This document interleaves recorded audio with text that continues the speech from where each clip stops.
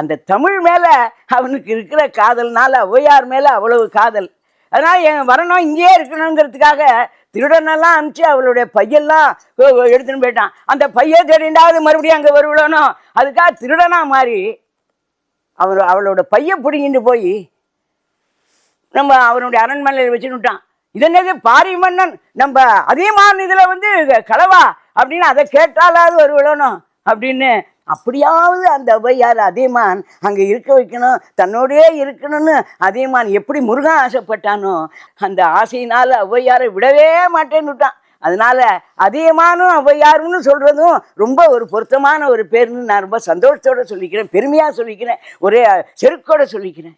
இவ்வே பீலி அணிந்துன்னு புறநானூற்ற ஒரு பாடல். அதியமானும் தொண்டைமானுக்கும் சண்டை வந்தது. ஔவையார்கிட்ட தான் போனான்.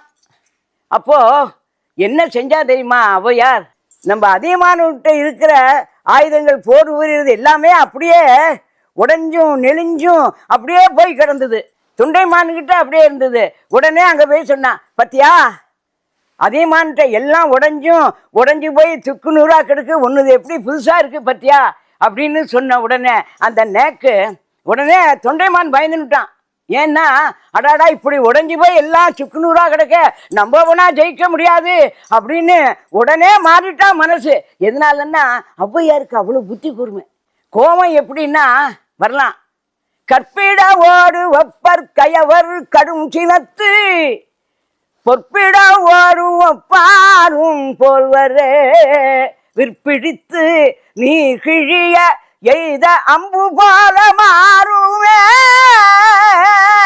சீரொழுகு சான்றோர் சினம் அப்படின்னா பொண்ணை உடைச்சா சேர்க்க முடியும், எதை உடைச்சாலும் சேர்க்க முடியும். ஆனால் இந்த கோபம் எல்லாத்தையும் அழிச்சிடும். அதனால விற்பிடித்த நீர் மேலே விற்பிடித்த அம்பு போல நீர்கிழிய எய்த அம்பு போல மாறுமே சீரொழுகு சான்றோர் சினம்னா என்னன்னா கோபமே வராமல் இருக்கிறவன் கோபம் அதிசயம் இல்லைப்பா.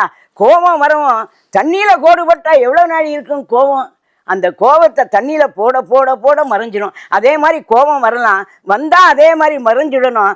அவன் யாருன்னா சீரொழுகு சான்றோர்னா அந்த மாதிரி கோபத்தை மறக்கிறவனை பெரிய சான்றோன்னு என கேட்ட தாய்ங்க மாதிரி சான்றோன்னு சொல்லிட்டா. அதனால கோபம் யாருக்குமே வரலாம், வந்தால் தண்ணீர் போட்டது மாதிரி மறைஞ்சு போயிடணும். இது வழியாக எல்லாருமே கோபம் வரக்கூடாதுன்னு சொல்லலை, யாருக்கு கோபம் வந்தாலும் உடனே மறந்துவிடணும் அது அப்படின்னு இந்த ஒரு நேரத்தில் ரொம்ப தாழ்மையோடு வேண்டி கேட்டுக்கொள்கிறேன்.